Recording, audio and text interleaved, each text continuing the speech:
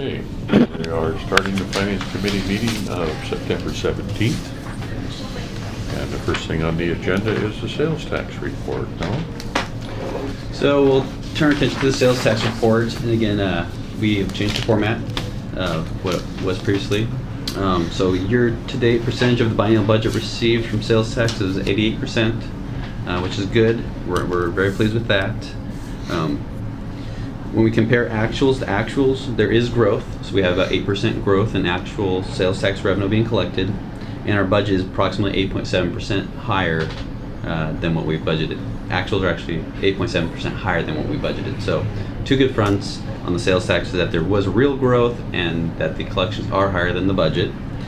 We did want to point out though that for the first time in August here, we have a 0% change in year-over-year sales tax collections or month-to-month collections. So as we talk about perhaps a slowing of the economy, a flattening point, this is just a data point, nothing to react to, but it's interesting that sales tax did not grow in this month, so remained flat from the previous month. So that is, correct me if I'm wrong, with the discussion that we just had upstairs, the sales tax that you have recorded here in August was actually, was it May or June sales? June. 2 months trailing. Yep.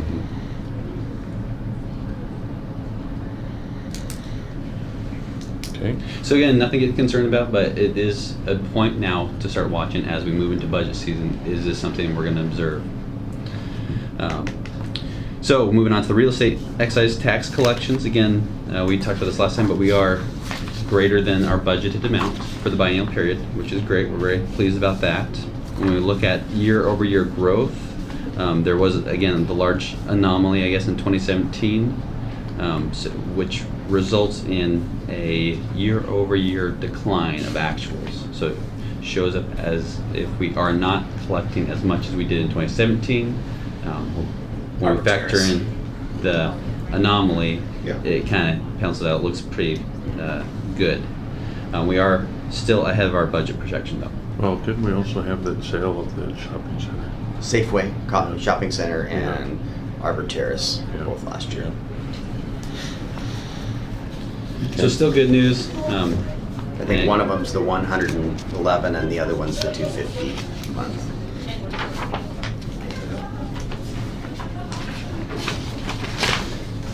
No further questions on that. We can turn our attention to the treasury reports.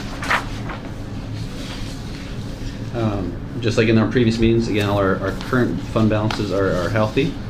And I think something we'll do over the next couple of months, because we're introducing the budget, is I'm gonna propose rolling out a picture of what the fund looks like with our obligations. There are certain things we actually budget for in the budget process and are obligated. And then there's projects that we know are coming down the line that we're, quote, obligating these funds for and anticipating that we'll need the funds for. So I think when you look at that picture, it changes how REIT looks, it changes how our impact fee funds look. So there's healthy balances now, but when we look at what we are planning to obligate for those various capital projects, change orders, it changes the story a little bit. So I think in the next couple meetings, I'm gonna roll that out with the mayor, show you guys really what our fund balances look like once you factor into all these unknowns. Yeah, we're south of we're probably more like about $350,000 sitting in REIT with after our obligations. So, and the projects we've got going. No, I think that would be a good report because when we We just add a column to what we have here. right, but when Balances we and did the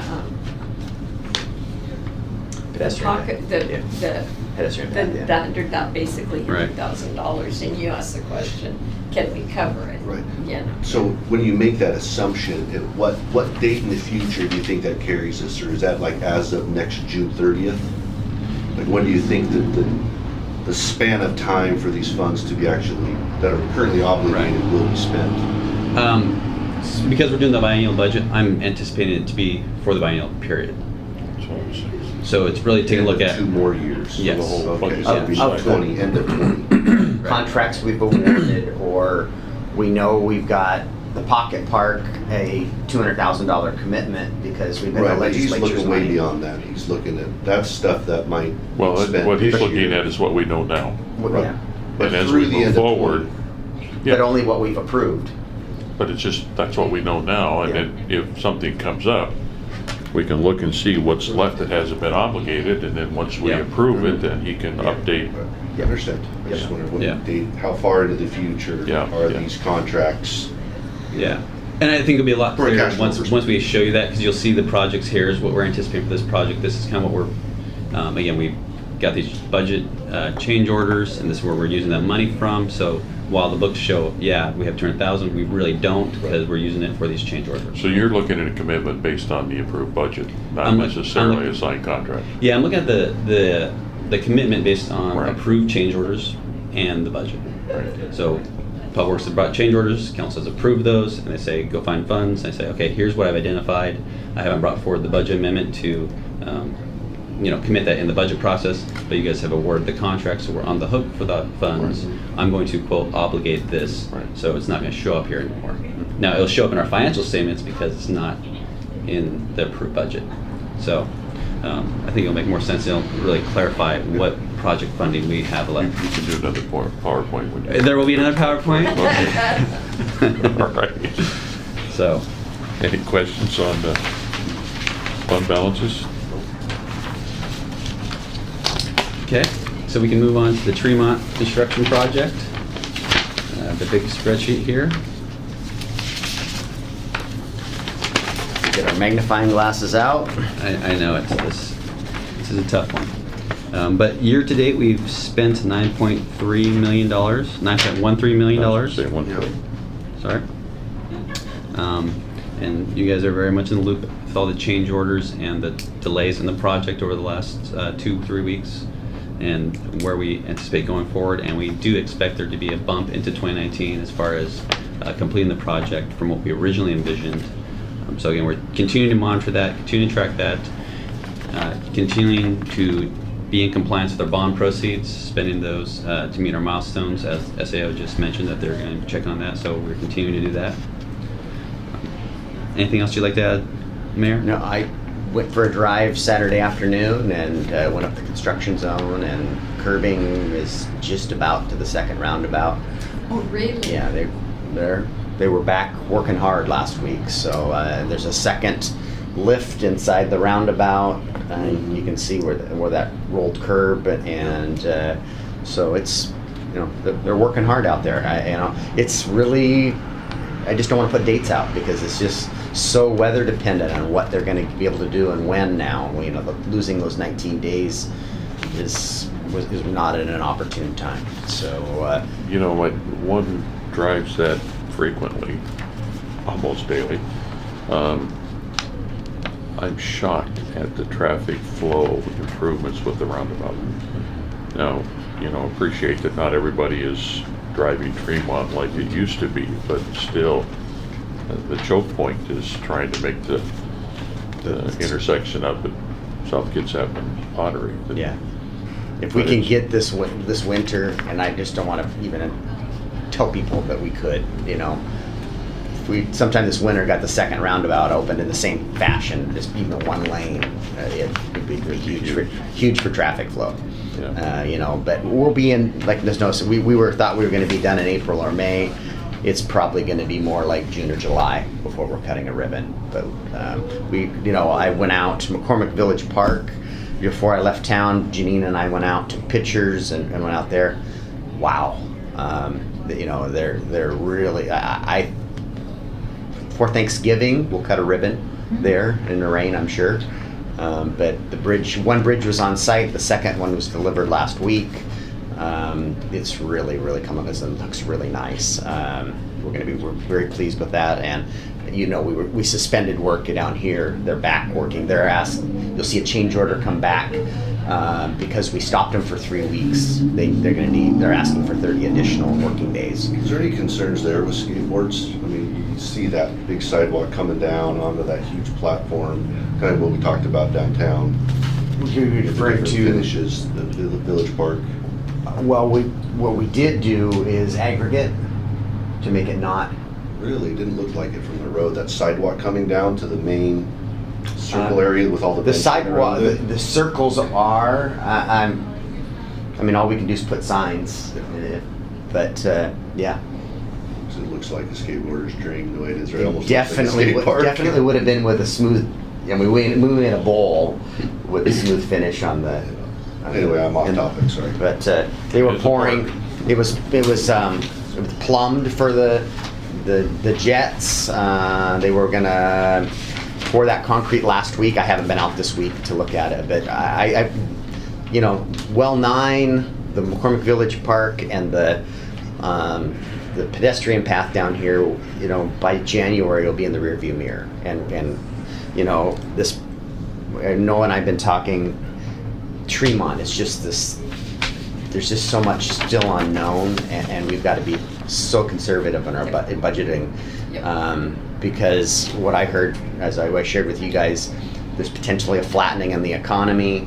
We're going to need to hold on to our cash we have and be ultra. There's the best thing we can do is have money in the second half of the biennium and put some of it to work. But to claw it back, it'll be, you know, then it turns into people, and we don't want to do that. Yeah, no, I think that's a great point, because that's a big concern that we have is for all these projects. We haven't completed anything yet. Change orders are still coming in. We need to see some projects get complete, settle the books on those.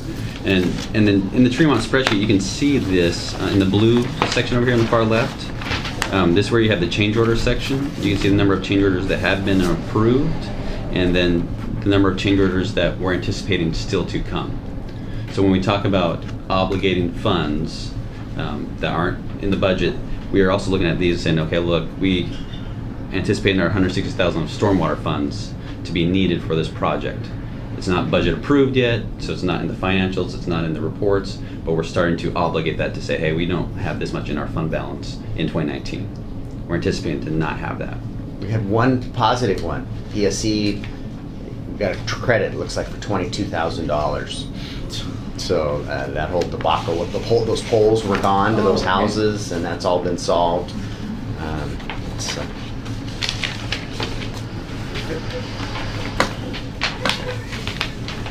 Okay, so we can move on. I wanted to give you guys an update on, since we have lots of capital projects under construction. I think we looked at this before. And so next time, if you guys prefer, we can do this as a handout. I thought I'd just put on the screen, that way we're just not printing it and tossing when you guys walk out the door.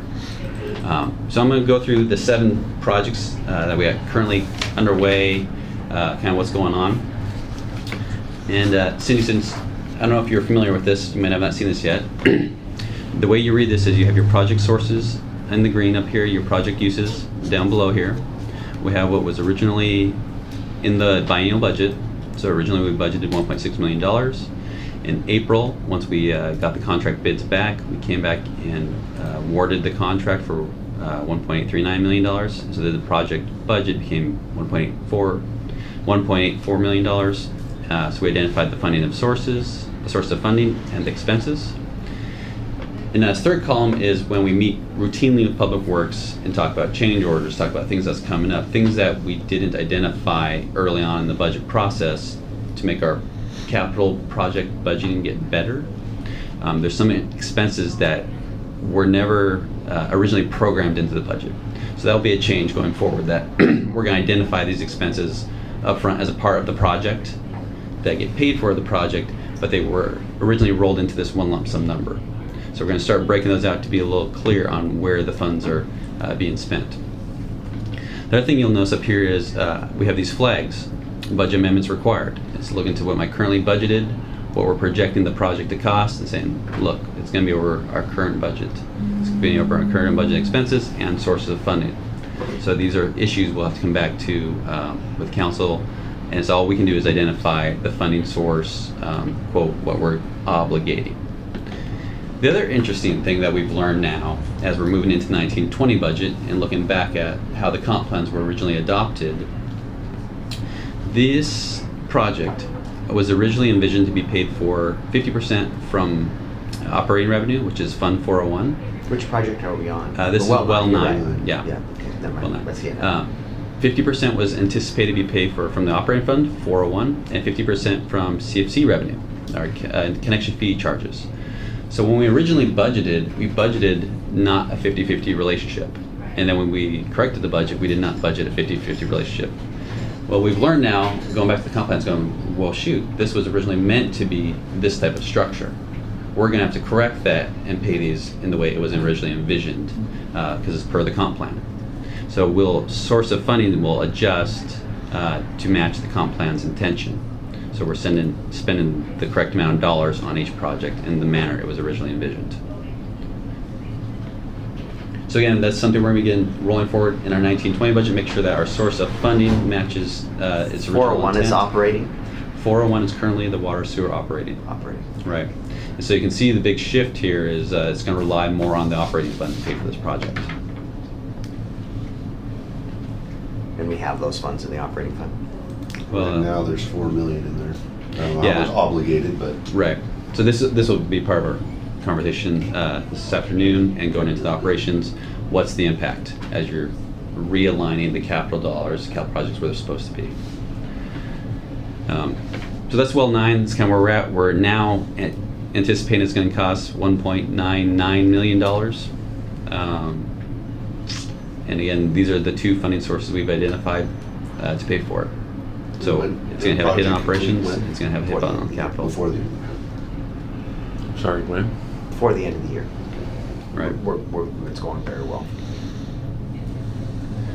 So I'll keep saying it, we want to see some of these projects wrap up. Yeah. I don't want to see this continue to grow and us continue to then react to what we have to do. The next project we'll look at with McCormick Sewer Pump Station 2. Okay. Currently we're in the design phase. With that project, so we have $400,000 in the budget. This is pretty straight across the board. It was originally to be 50-50, 50% operations, 50% CFC. So those are all just fine, and we're currently within our budget. So no concerns on this design work on the McCormick Pump Station 2 at this time. Remember, we need to get that project done next year. mhm, It's one of the ones we have to build next year. like contract. The next one I want to look at is the McCormick Woods. I'm really hoping we get this one done this year also. Again, you'll see a number of different sources that were used to complete the funding for this project. And there's a number that required budget amendments, budget adjustments to keep us in line. Again, we originally had a budget of $955,000. We awarded the contract. Project costs went up to $1.346 million, and now we're anticipating it's $1.533 million. Roughly 100 of that is the bridges that we talked about. If we hadn't have done that, we would have ended up with a change order in a far larger magnitude, trying to do piles in the wetland and do the boardwalk that was proposed in the design. And so you can see here I'm identifying the funding sources, and I'm starting to obligate those. Again, I talk about, hey, there's things I'm obligating because we have this funding need. Change orders have been improved, things have been improved. And so there is a real impact to the different funds and what we can do in the future. And so this is where the mayor and I are now saying, hey, we need to start cautioning ourselves on all these projects. Let's get some complete, save the cash we got, and then really evaluate mid-year 1920 of how we perform on all these projects and what sources of funding do we have available to do new projects. But let's keep to the mantra that we agreed to at the retreat, which is finish what we've started, no new projects. So some of these projects we would have hoped to have come in under budget when we met back in the retreat, April time period. And now we've learned things have changed, so we're adjusting and just need to get some things completed. No, on the McCormick Woods Park fees, This one right here? yeah, we budgeted 57 and we're projecting 39. Yes. So when we set the budget, we thought we would have 57,000 of beginning fund balance. There were some invoices that came in the later part of that year after we adopted the budget that ate into the fund balance. So when we trued up our fund balance, we actually only began with 39,000. I see, okay. So I have to do a budget amendment, adjust that down, and then find, okay, if we were 17,000 short here, where are we gonna make that up of? The big fund we're hitting here for the McCormick Park is the impact fee fund as well as the rec reserve fund, which is in the general fund. About $125,000 is coming out of that. That's the same when we were taking 100,000 for the Pocket Park, isn't it? We already drained that one. We have two projects. One's going, a portion's going for Bay Street, and a portion's going for McCormick. Okay. Yep. And then that pretty much, Gone. Yep. Yeah, so when we talk We about zeroed the it out. funds we've actually, if I rolled out the spreadsheet, I'd walk through and say McCormick Park fees fund impact has a zero balance. Park impact fees has a zero balance. The rec reserve now has a zero balance, and REAP fund will have a zero balance as part of the 1920 budget. REIT would? REAP will. Both REITs? Yep. Wow, I thought we'd be down about 500 to 750. Yeah, so we'll, again, part of the conversation this afternoon. We have a meeting we'll- this afternoon, so. Yeah. Yeah. So- Yeah, so though the Parks impact fee and the rec reserve will generate revenue and right. over time. The McCormick impact fee though was a one-time contribution from the developer that fund goes away. You know off the top of your head what kind of revenue is being generated with the rec reserve, or with the? The admission tax? Yeah. I think it's about $8,000 a month. So while I say it's zero, it's because I'm on the financial side and I want to plan Mhm. conservatively. Yes, we have a couple more months. We'll get maybe $8,000 per month, so maybe we'll have $24,000. To me, that's zero. You can't do much with $24,000 as a project. So these numbers might change a little bit. Well, I hope these don't change, but the fund balance hopefully will. Right. Yes, you're right. Increase some The revenue. fund down Yeah. balances. Because the rec reserve is the most restricted, one of the most restricted. We want to use that first. Right, We can't use it to fix Tremont. right. Yep. REIT, we can. So move to the next project, Rockwell. So currently we have a $300,000 grant, and we also have a $200,000 match. Now, I think originally we had envisioned this to be the rec reserve, but I think that's changed to REIT. So I think It's this is REIT. the wrong label now. And we've got a fabulous design right now that we can't afford. It's more than that, 200. It's 260, and we got to get back down to 200. It's got some really cool features I'd love to have, but we don't have it. So the difference is 60 grand? From the The cool diff- features to not having it? We're still working through that process, yeah. It's got some really big rocks, some really nice furniture, some really nice treatments on the concrete, some high-end lighting, just things that be really nice to have, but you have to pay for everything. You know, you can only pay for what you can afford. So, and when we went into it, we said 200, And there were some items in there that we didn't anticipate, the 100,000 for the. that's different. The pathway's Oh, that's the different. pathway. This is That's right. This is the pocket part that we got Okay. 300,000 from the legislature, Okay, and we have to perform on this by. Right. We have to have this money spent by June, okay, or they take our 300,000 back. right. Yeah. Are you going to bring those modifications to the council, or? We just we're just at the point where we know that's our budget and what they gave us. I know, but I think it would be worth the discussion. I appreciate it costs more, but you know, that is right in the middle of our town, and there's lots of people that drive by, so I think it would be nice just to, we all got on the same page with it. Okay. So the good news is, right now we're just doing design. I'm actually having staff looking into all the strings with the grant, in case, again, I don't want to be pessimistic, but what we've experienced with all these projects is Yeah. $500,000 budget, all of a sudden 6 months later it's $560,000. Because all we of go a out to sudden bid and 600,000. it's going to be more. So in that world, I mean, again, I'm putting out a pessimistic view that we're out of funds. Right. So where's When do this we have to next? spend that? June. We better hurry. I know. So that's the Rockwell. And again, you'll see this in the 1920 budget for parks. The Bay Street pedestrian path, again, similar story, was thought 530, now we're up to 655, and we think there might still be one more change order coming.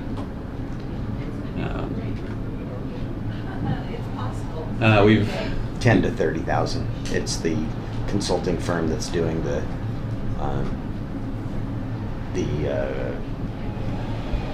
they're our representative on the site for the Fed documentation.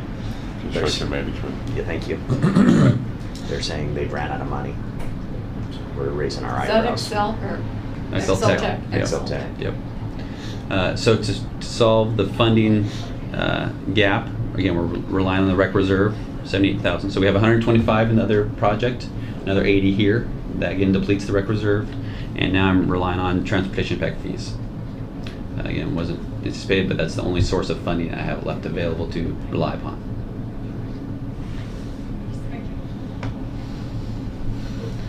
So we would like to again see a lot of these projects just get done, and we true up the books and really see how we ended up and make a plan going forward. Old Clifton Anderson, another project, relying on the Fund 111 impact fee funds, currently about $13,000 over our current budget.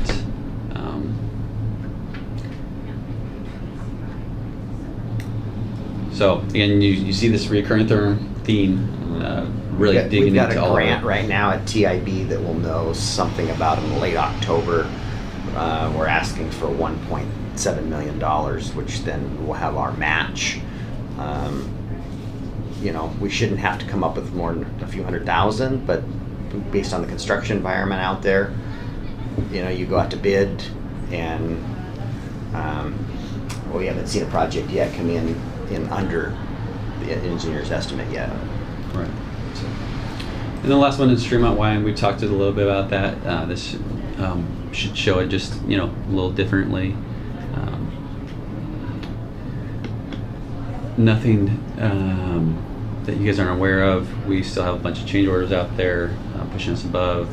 And for those fundings, depending on what the change order is, dictates what funding source we can use.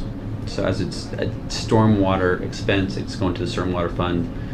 We expect there to be some more needed funding from the storm, just like water and sewer as well. I think you approved the dewatering plan at the last council meeting.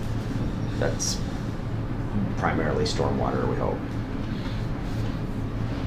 So we're not through this one yet. Again, we'd like to see this one Work in progress. work in progress. So I think you're hearing the message. We're concerned about all the capital projects we got going on, and quickly running out of fund balances in all our sources. We need some projects to be done, and then Tremont's the big one that we got to monitor over the next couple months because now it's been delayed. We don't know what the impact's going to be. Everyone can say there's no impacts, but I kind of agree with Beck's comments that anytime you delay a project, there is a financial impact. Even though they said there was no financial impact, I don't see that Well, really. we're Sure enough. in negotiations over a dispute, and they're getting squeezed. Right. Yeah. That's the other excellent point. What's not shown up in these numbers is the dispute, the $1.5 million to $3 million of work. Yeah, because this doesn't reflect that. It does not. It reflects some of it, but not the Because bulk. this just shows Yeah. us that we're, $114,000 over budget, and we're thinking we may be as much as $2 million. Correct. over budget. And again, so when we talk about why REIT's gone, it's because we're trying to find $1 million to Right. $2 million. What pots do I have available? I got REIT, Right. I got transportation impact fees, and then beyond that, you're dipping into the general fund. So I'm trying to stay away from the general fund as best I can, using all capital dollars for the capital project. And it just might mean that we just don't have a big capital program next year, but we're focused on finishing the projects we started and then making a new plan going forward. And Noah and I talked at 7:30 this morning. We have a meeting this afternoon. Mark's, and I, those paving things that we've been talking about, Echo Court and those designs, Noah really wants to put those on hold. We're going to talk about that today. I would at least like, if we can, to try to find money for one of those designs, maybe not both of those designs, and delay some of this stuff just until we have answers, because we gotta pay the bills, and we get these projects done. Yeah, and we're going to continue that conversation. And again, I would advocate to put those designs, put those projects on hold, no new projects, particularly because Tremont, and also because I understand now that there are some large street and bridge related projects that have to be done next biennial period. And those were like $300,000, $400,000. Our Tremont Bridge, we have every so many years, we have a federal requirement to do certain things to the bridge. It's next year. So that's hitting at a bad time for all these other projects. So you get, trade-offs. That's We have major projects going on in Port Orchard that the city's doing. And the city hasn't done major projects like this probably since the Tremont Bridge. So, Which the county did that, and we This wrote one? the check. Yeah, this is it here. yeah. Well, So, I mean, we had Sewer treatment Yeah. plant. We really, treatment plant, the fire station, I mean, there's a number of them been done, Yeah, not But- all at the same time. not all at the same time, and never did this magnitude. The Tremont's 18 those million. are 10 years old or more. Okay, so the point I'm trying to make is simply that we've got a lot to show for our money, Sure. Mhm. you know, so, Anything next year, that's fine, it's just a It- completion year. right, Yeah. yeah, Tie a bow around everything. right. Cut some ribbons. Yeah. And the other interesting thing that I hadn't actually thought about until I met with Public Works last week, I said, no, once we get these things, all these projects completed, then we have to learn how to operate and maintain them. And maintain So there's a them. learning curve for us. There's a staffing issue that we're done, we cut the ribbon, but now we have to figure out how to operate and maintain them. Right, And and I we- hadn't really thought about that. Oh, yeah. And we It's a- have the it's a true big ones cost. like the Marina Pump Station. Yeah. You know, I mean, That's we've still got- staring us down out there. Yeah. I mean, we got some money, but history's telling me here recently what the way the economy is, what we got isn't enough. We're going to have a funding shortfall there that we've got to figure out, and it's probably borrowing a little bit more money and the utility paying for it.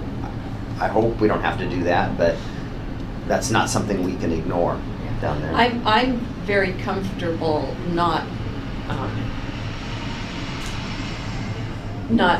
starting any new capital projects, like you said, tying a bow around these. I'm also supportive of not doing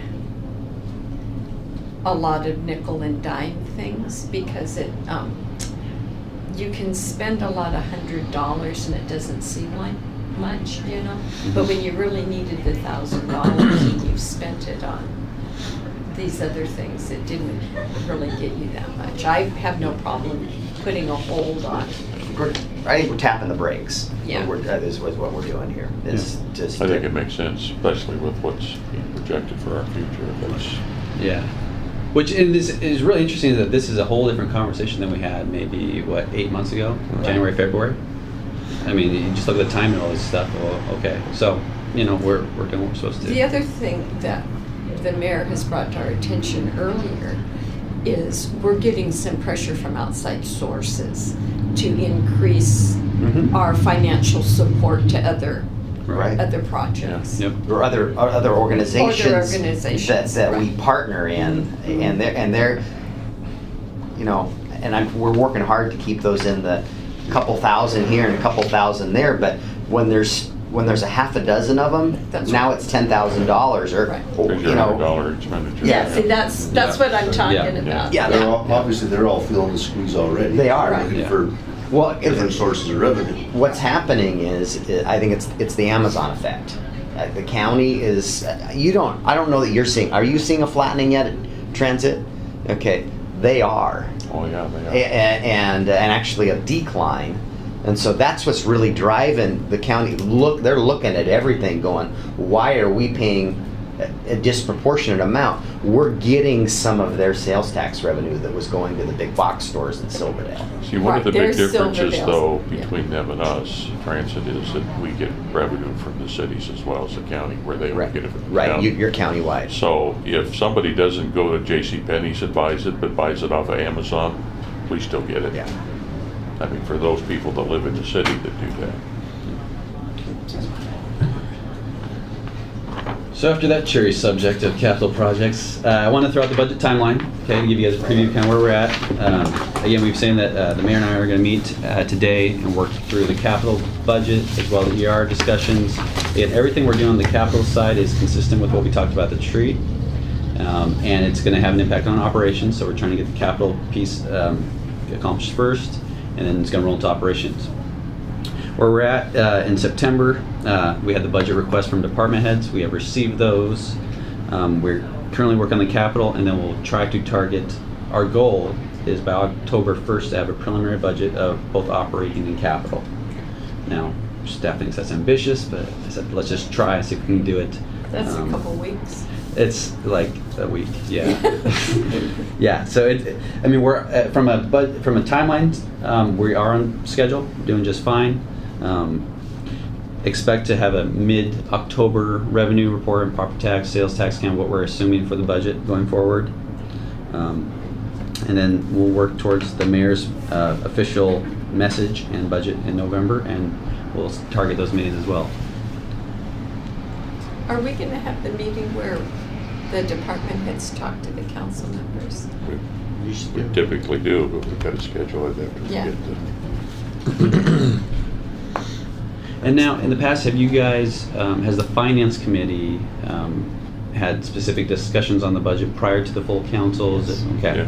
So we'll make sure to continue whatever our past, and I'll work with Heidi to make sure we get those scheduled. A few years back, we had those director meetings with just this finance committee. Right. Oh. In the Okay. last couple of years, so we still had so the mayor's budget comes to this committee right here. Okay.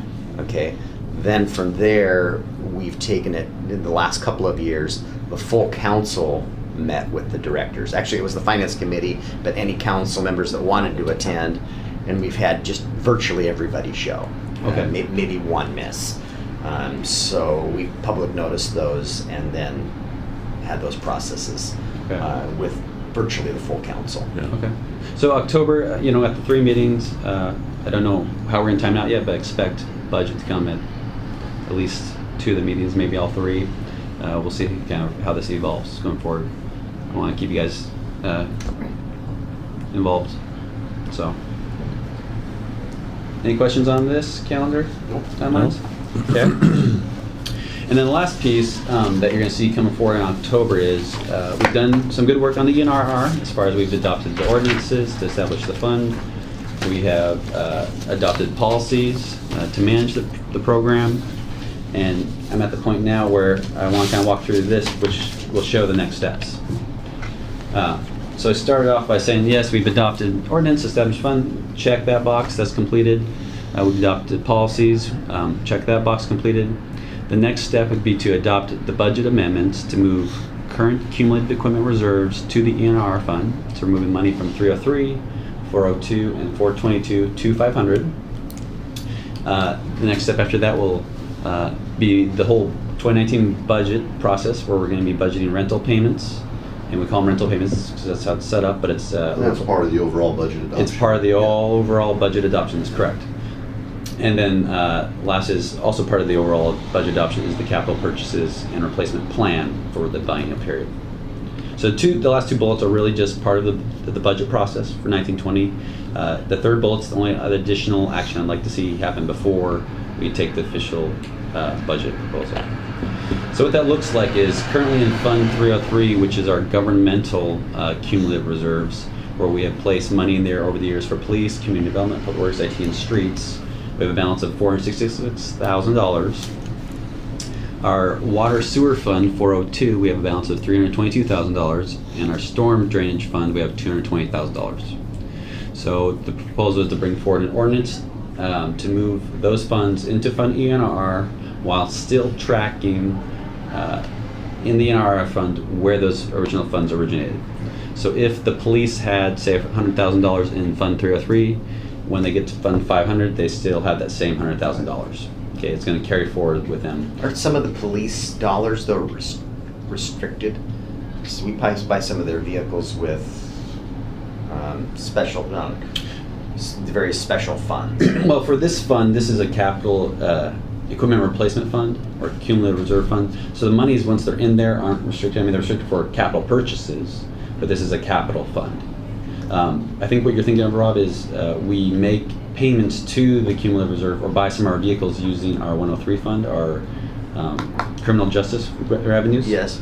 So what you'll see is in the 2019-2020 budget, when we come up with a value that the police need to contribute as far as their payment, one of my proposals will be part of their payment comes from general fund, and another part of their payment comes from the criminal justice fund.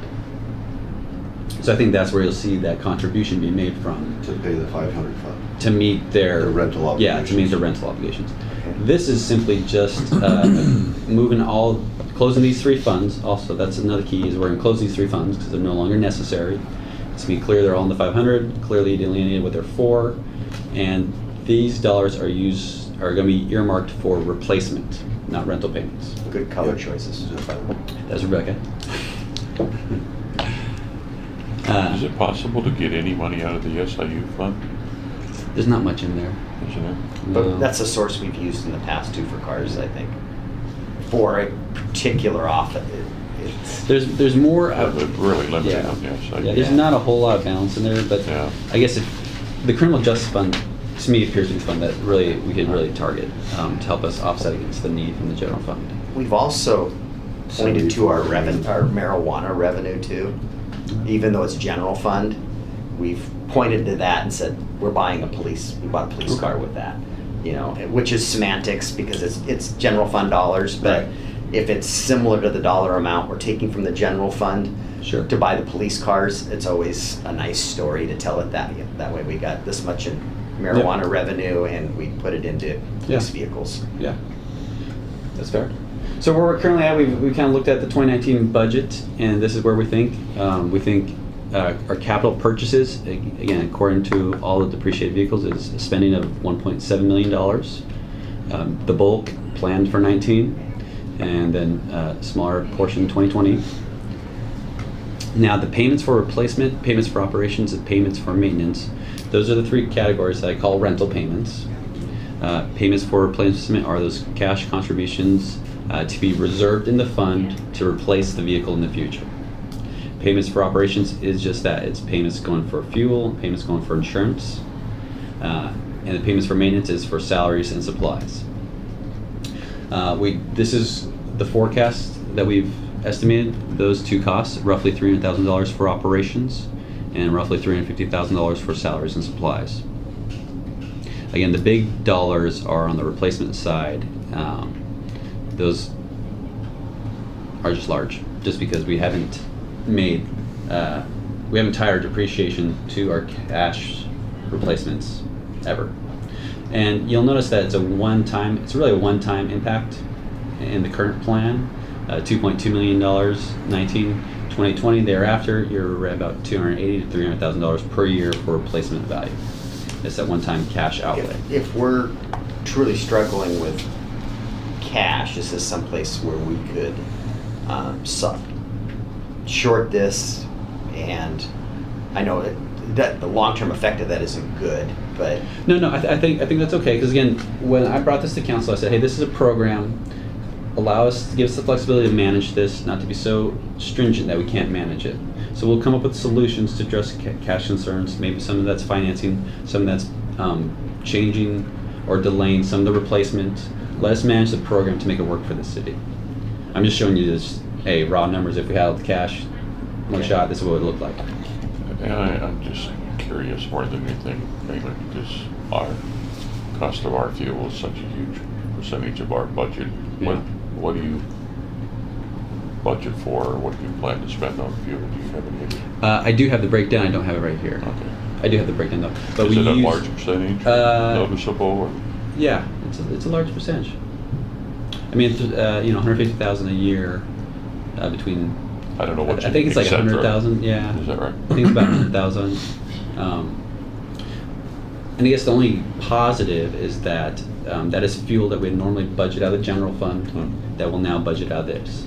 So that it's almost a wash in a way. No, I appreciate Yeah. that, and, Yeah. but it still comes out of the checkbook regardless of Yes. what fund, so. Yeah. Fuel is a large expense. when we get to a remodel of City Hall, one of the things I want to see is a Bankus charging station, at least conduits for whether we put this physical stations in or not. Well, and I In think the future. you ought to look at propane, because propane is relatively inexpensive to install a tank, and it is significantly lower than the price of gasoline or diesel. So I know we established a policy for pickup trucks, but those are prime targets for something like propane, Yep. and even the small dump trucks.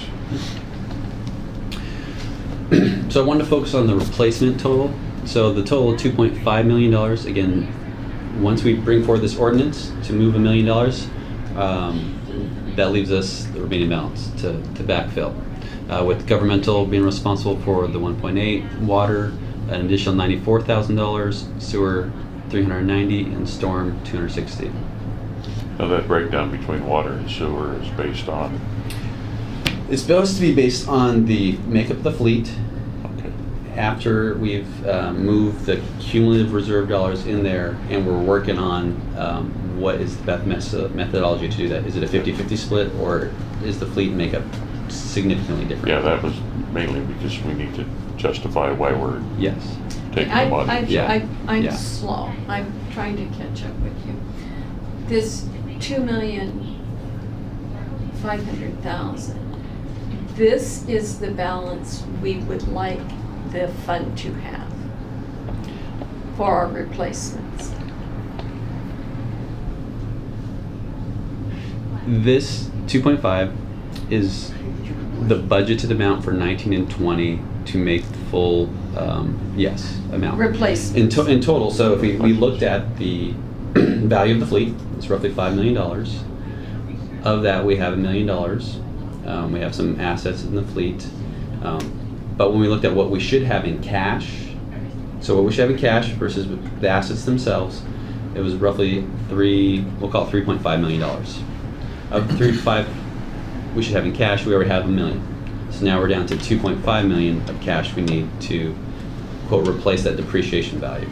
And the other piece of the fund is the assets themselves that make up that full $5 million. So the 2.5 million is what we would budget to make up that cash difference for replacement payments. Yeah, not rental payments. The cost to go out and acquire the new Yeah. equipment. Yeah. Cash to buy new trucks, cash to buy new police cars, cash to buy new. So when we look at this back, and again, you'll see a large portion hit in 2019 because, we haven't made any cash contributions. But then going forward, the payments drop off to 2020, 280,000 here, and I think it kind of remains flat until we make purchases and surplus vehicles, and we start actually adjusting the fleet makeup. At some point, wouldn't you essentially just kind of flatten out Yes. the annual payments? Yeah. So that if we when had, you do make your purchases, Yeah. you should have enough in there. yeah. Okay. If we had the 2.5 cash and we placed it in the fund in this biennial period, what you'd see going forward is every year I'd come to you and say, hey, we need about $300,000 for our replacement value. Yeah. We're not going to be in the millions of dollars anymore because we have that actually in the fund, segregated by the fleet and the different pots. But it's just this one initial starting of the fund that Let's really not creates flawed a leverage. little bit, and let's take the example. So we're gonna spend 2.268 million next year. And let's say of that, $500,000 of it or more is police cars that are gonna be replaced in 5 years, 4 years.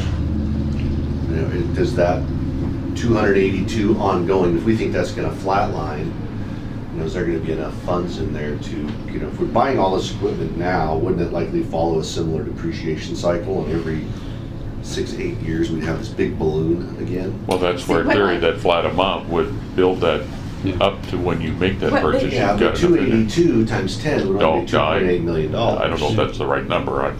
That's why I wanted to see is I the think we wouldn't cash flow. plan to flatten it out so that we would be in a position when we Right. need that, all of a sudden we have to Yeah. replace 4 cars, we've got the money. Right. Right. In my mind,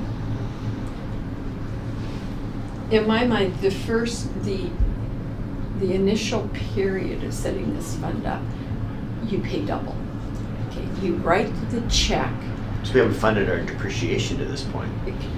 you write the That's what check, we're doing. you write Yeah. the check for the $100,000 to buy the vehicle. So that comes out of our cash, that's gone. And then we have to start, that $100,000 is gonna last 5 years. So 20 a year. then, 20 a year you put in there. You're So that funding first depreciation. year, you're funding 120,000.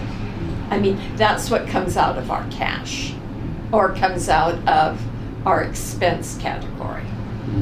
But isn't this doing the same thing? It's just more of an accounting exercise that we're gonna spend all Yeah, this I'm- money, we're just moving it out of the various budgets into one, and then we go make a Well, we purchase. should know though, of the 2.5 million that we spend, Noah is gonna know what his depreciation schedule is. Right. So we Yeah. could run this over 10 years and know what these peaks and Right, valleys look exactly. like for depreciation. That's the Yeah. 220 and beyond that needs to have that Yeah. calculation for, Yeah, yes. Right. And then you know, what is it gonna take annually to make sure we cash flow the Right. peaks and valleys? Exactly. Yeah. Right. And again, payments for replacement is different than capital purchases.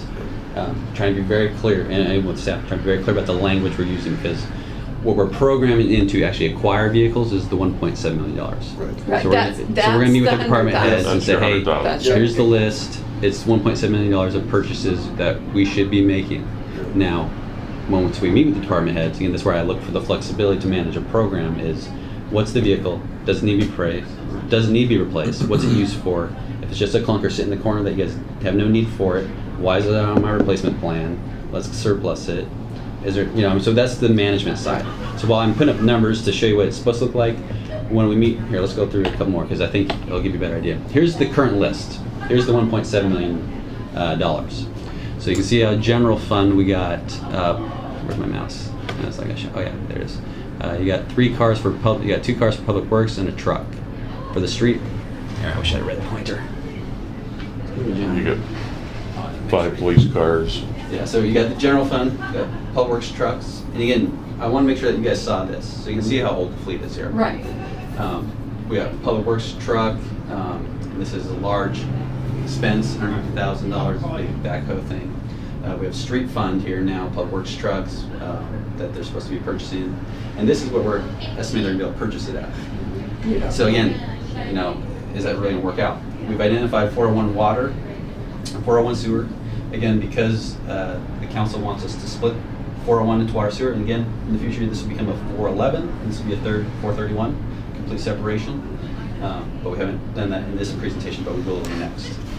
So you can see the water trucks, water equipment we're purchasing, we're scheduled to purchase the sewer trucks, and then, as John was pointing out, here's all our general fund police cars for 2019. So here's our acquisitions of vehicles for 2019. Now, when I look at it, I see that's a big list.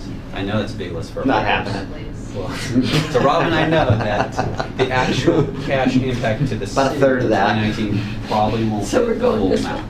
Yeah. Well, this one is 2020. Oh, that's So this is what we're 2020. supposed to purchase in Okay. 2019. This is what we're supposed to purchase in 2020. And again, some of the stuff we'll talk about it, the boat. But I want to put this up there so you can see, here's what we're proposing to replace. Right. And then when we meet with the department heads, we're going to say, walk us through these different vehicles. So I know a couple of these are just sitting over there rusting up. And I don't know if we need to replace them. Well, I mean, right up there at the top, we've got a couple of administrative vehicles that I'm contributing to that problem because I'm probably driving that SUV more than anybody, and I'm gonna ask for you guys to consider a stipend for me and take me out of the equation. Now you don't have to buy a car. Well, the thing that jumps out at me, and I'm dealing with this right now in transit, is that not knowing the condition of those vehicles, and it's nice to throw them all on there, but the Right. thing that's gonna happen is all of them are gonna die at the same time, and we're gonna have Yep. this huge problem. Yep. 4 years, 5 we haven't years, bought a 10 truck. years. I understand, in Rob, years. and what I'm We suggesting need a truck or is, two. is there a way that we could split that in half so that at least you've got a year difference? So when they die, Well, one thing you could do is you could look at a financing strategy for cash flow. Yep. but you're gonna, Yep. well, that certainly helps you, but Yep. right now, 15 years ago, we took out a bond issue and bought a whole bunch of big buses. Great, we bought them all the same, Right. and all Right, the again, same All gonna vehicle. die. and they're all dying at the same time. And right now, what we're doing is we're trying to, how long can we make these vehicles last so that I can replace what I can afford on an annual basis? So it may take me 3-4 years, but Yeah, but if we can get 0% financing, something we could look at. And the financing would help us solve kind of the large cash outlay that we need. Yeah, So, I exactly. mean, that's why I included it as part of the The policy. police cars, we've wrecked a couple of them and haven't replaced them this year. Those, I'm confident we need police cars. you know, I understand And it. the public works trucks, we need a couple. We can't afford. Well, so this is where Christmas this is where I wish list. wanted, again, I want to Right. steer a little, I'm gonna say, no, we need to do all this. Yeah. Plan is to build a program, this is what the data tells us. We have more coming in 21, 22, 23, but what we know from a practical standpoint, we won't be able to do all this. But we're gonna meet with them, and plus we wanna take the survey of really, do you really need this? And that's where the management comes in. And then perhaps some of his delay. I do know Jeff wants 5 cars, plus 2 more for the 2 that wrecked, so he's gonna be at 7 cars in 2019. Plus, I think we get 2 more coming in 2020. No, we're gonna get into 5 cars. We're gonna get Well, seven. so I'm gonna keep pushing back, this is a There's program. management discussion. That's Bring us your your job. recommendations. We'll stay out of the weeds. So that's where I'm saying, the whole goal is. We've been getting a in funded 3 program. cars a year, and we lost 2, so that gets us to 5. So anyway, But I will say that the 2 cars that wrecked, we have insurance proceeds that Yes. are going towards the fund. Okay. So Good. that's why I'm not showing them up here, because I'm hoping it's gonna be pretty much. a new- there's some negotiation that needs to happen yet. So before you see the mayor's That's your budget. job, yeah. Yeah. So, preview of what ENR is going to look like for 2019, 2020. But most importantly for me right now is hoping to get you guys' support to come forward with the closing of the 3 funds to move the money into ENR. That way, when we start the 2019 budget, we have a clean fund balance. It's all about replacement payments for replacement, maintenance, and It's operations. gonna be great once it's all set up. and Yeah, Yeah. yeah. We understand the cash flow requirements and Yeah. And fund put it. together a responsible plan. Yep. Yep. You done with your agenda? I am done with my. Okay, I got a couple quick things if I can borrow a few more minutes of your time. So Noah and I last week had a nice meeting with Randy Screws and Jerry Lumbert from West Sound Utility. What we learned, Randy's drinking from a fire hose. He's actually reached out to Thomas quite a bit to understand water systems, because Randy's been a sewer guy. Right. And they aren't where they probably need to be for water. And it's some interesting conversation, which then it led me I asked Thomas some questions, so I got some further background. We'd like to do a utility tax. We talked to them about that, and I talked to the council about it. Their finance software is incapable of separating their customer base. So that's the challenge. We talked to there on Springbrook, which we're going away from, and they didn't know there was a problem with Springbrook. So it doesn't mean down the road that they're not on a software platform that could differentiate those Port Orchard customers from folks that aren't in the It's city. on of their Port- agenda today. Is it? What we did talk about is they would be receptive to in essence, it's a B&O tax, for a better term, on their entire utility. But there's some, so in the future, they would be receptive to that. Under the one where we've got to identify what's the benefit to their customers that aren't in the city, that are in the UGA, and how, so we've got to identify what that benefit is. My initial reaction is not interested. Yeah. Utility tax, I think, is justifiable, but It is a utility tax, I John, know but it's a utility, but it works like a B&O tax. And then that's the way it is on us too. We call it a utility tax. It's on the gross receipts. It doesn't work like the cable or the phone. And we have one on our customers. yeah. So and we can completely back away from it. But what the initial discussion was, some of our citizens pay a utility tax. Some of them don't because they're West Sound customers. Or Bremerton customers. That's a different animal again. We don't have the ability at all to tax the Bremerton ones. We've researched that. But we do there is a statute that allow it. They'd have to allow it. And the interlocal we've signed isn't sufficient. MSRC has looked at it. One of the caveats that they would want to, and they mentioned it more than once in the conversation, was a non-assumption agreement. So What's that?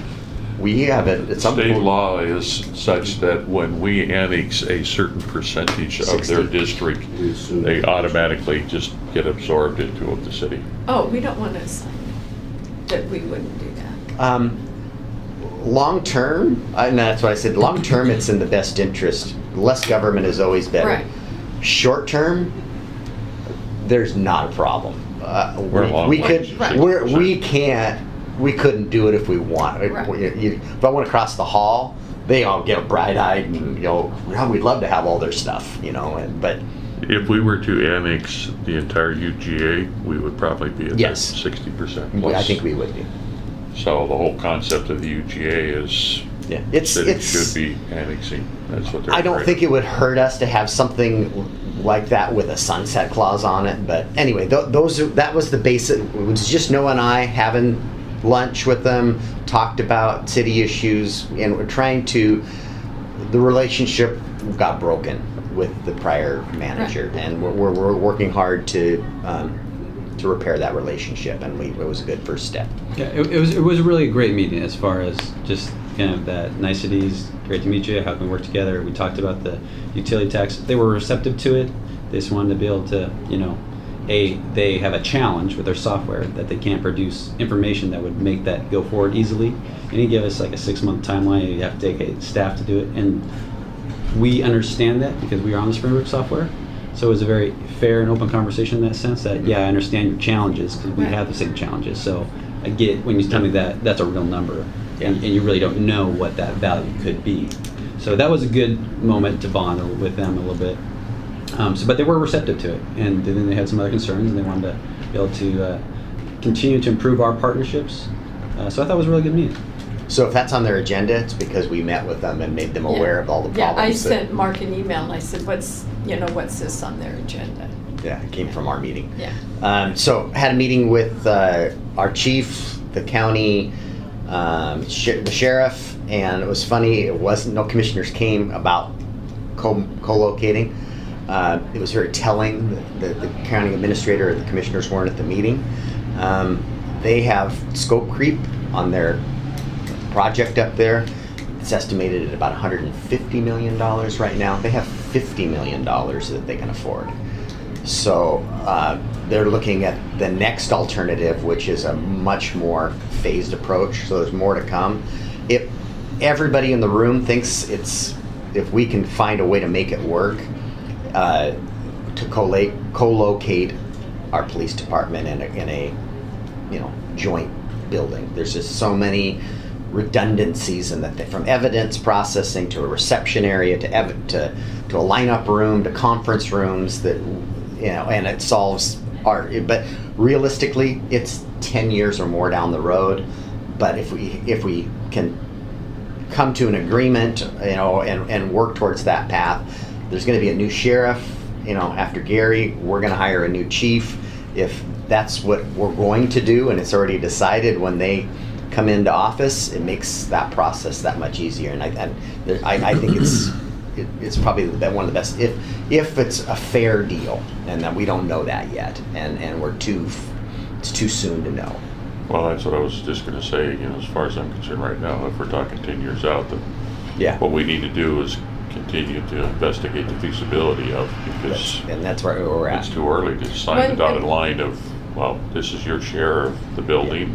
This is how Right. many We're square nowhere, feet. and because we did our needs space analysis, they're still doing that, and I said, well, here's ours, because we'd already done the work, and so they're able to take our data and program it into what they're doing to determine those next steps and what it could be. One of the things that we would need to be mindful of is when we give up our space. I go back to school buses, okay? if the school district wants to get out of the transportation business and contract with one of the bus Yeah. services, Laidlaw or whatever, and for some reason that becomes broken or you don't like the service, you can never go back. Yep. Because it just becomes too expensive to recreate the department. Yeah, and I hear what you're saying, we're not doing that though. Yeah. We could always go rent an office Yeah, space you or go, would or still build a have to building. find the room. Yeah, and matter of fact, they were contemplating, we might, what about Givens and, you know, or taking these two operations and taking it out of what they're doing and do it somewhere else. And I said, gosh, guys, you know, remodel costs, I said, you should look at it, but I'd be surprised. This is, if you want to talk about a new site, I said, the city's got a piece of property up on Tremont. We should consider that in the equation. And so we're a long ways away. We're still analyzing what the best site would be, whether it's in that building. But everybody agreed in the room, at least conceptually, it's a good idea to share space if we can make it work. There's a number of, I mean, the devil's in the details. I mean, there's two things that I think about. We just talked about Norm Dixon, Yes. shared space, and how do we work that? And then I come back to, it was a great idea that we all build one jail. Right. And how it's Now being it's- administered right now is, Right. we have little control over what we pay every. Yeah. You're right. The devil's in the detail. There are some concerns that I would have, and it's not that I don't think we should not be exploring it. I think we should, because whenever you can get a couple governments to work together, it's a better deal. But, and then your comment, we're faced with that right now in our discussion with King County about operating our ferries, and we're recognized that if you sign that agreement, you've turned over the operation, and Right. getting it back would be challenging at best. But Now, it was- there are things that you can do, but It was telling to me that they're not as far along as they thought they are. Yeah. Because Karen Goon nor any of the county commissioners came to the meeting. It was staff, you know. And then lastly, I just to give you an update. We should probably end the meeting because this is kind of an executive session. Whether we're all going to right, make something. well, is there anything else for the agenda? Do we want The to look order? at next finance committee meeting date, or do you want to wait until we come up with some more budget timelines? Yeah, why don't we wait for the budget timelines, because we're getting to that point where it'd be helpful to be able to accomplish more than just looking at sales Budget tax. So, timeline will yeah. probably dictate our Yep. meeting schedule. Yeah, exactly. Okay. So with that, we'll adjourn the meeting.